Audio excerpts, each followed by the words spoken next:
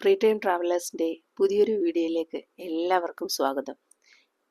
ഇന്ന് പൂനെയിലെ ബാണേശ്വർ ടെമ്പിളിനെ കുറിച്ചുള്ള വിശേഷങ്ങളാണ് പറയുന്നത്. ഞാനവിടെ കണ്ട കാഴ്ചകളും അതിൻ്റെ ചെറിയ ചെറിയ വിശേഷങ്ങളും. ഇത് അതിപുരാതനമായ ഒരു ഗുഹാക്ഷേത്രമാണ്. പേർഷ്യ രാജാക്കന്മാരാണ് ഇത് സ്ഥാപിച്ചത് 18-ാം നൂറ്റാണ്ടിൽ. നമുക്ക് കയറി ചെല്ലുമ്പോൾ തന്നെ അതിൻ്റെ ഒരു ഫീല് മനസ്സിലാവും. സങ്കീർണമായ പല കൊത്തുപണികളും അവിടെ നമുക്ക് കാണാൻ പറ്റും. ശിലാലിഖിതങ്ങൾ അവർ സൂക്ഷിച്ചിട്ടുണ്ട്. ഈ ശിവക്ഷേത്രത്തിൽ കണ്ട ഒരു ജലസ്രോതസ്സാണ് എന്നെ ഏറ്റവും കൂടുതൽ അത്ഭുതപ്പെടുത്തിയത്.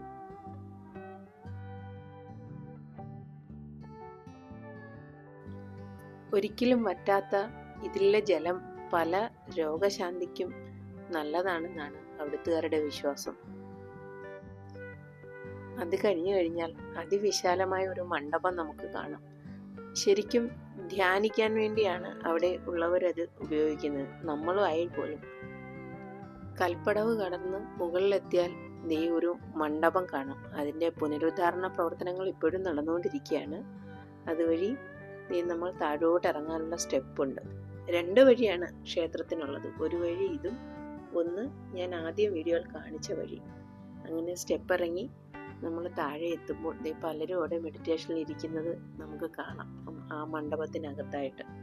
അങ്ങനെ ശിവക്ഷേത്രം തൊഴുതു. അറിയാതെ നമ്മളും കുറേ നേരം അവിടെ സ്പെൻഡ് ചെയ്തു.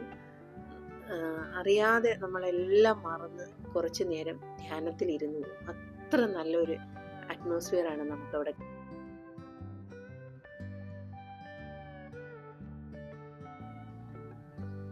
ശാന്തമായ പ്രാർത്ഥനയ്ക്ക് ശേഷം അതിൻ്റെ വലതുവശത്തുള്ള ഈ ഇടുങ്ങിയ വഴിയിലൂടെ നമുക്ക് വെളിയിലേക്ക് ഇറങ്ങാം. അതിൻ്റെ തൊട്ടടുത്തായി സ്ഥിതി ചെയ്യുന്ന തുക്കായി ദേവീക്ഷേത്രം കാണാൻ വേണ്ടിയിട്ടാണ് ഞങ്ങൾ അടുത്തതായി പോയത്.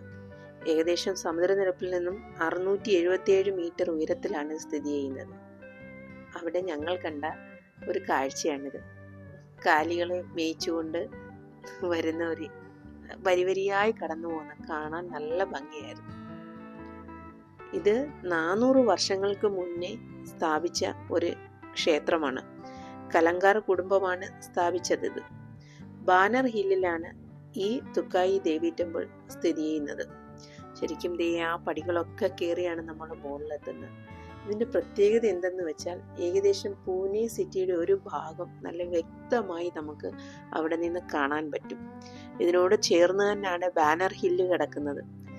അയ്യോ, നല്ല രസമായിരുന്നു. ഇങ്ങനെ നിരനിരയായി കിടക്കുന്ന മലനിരകൾ നമുക്ക് കാണാൻ പറ്റും. ഫെബ്രുവരി മാസം ആയതുകൊണ്ട് തന്നെ പച്ചപ്പ് വളരെ കുറവായിരുന്നു. എങ്കിലും നല്ല ഭംഗിയായിരുന്നു കാണാൻ.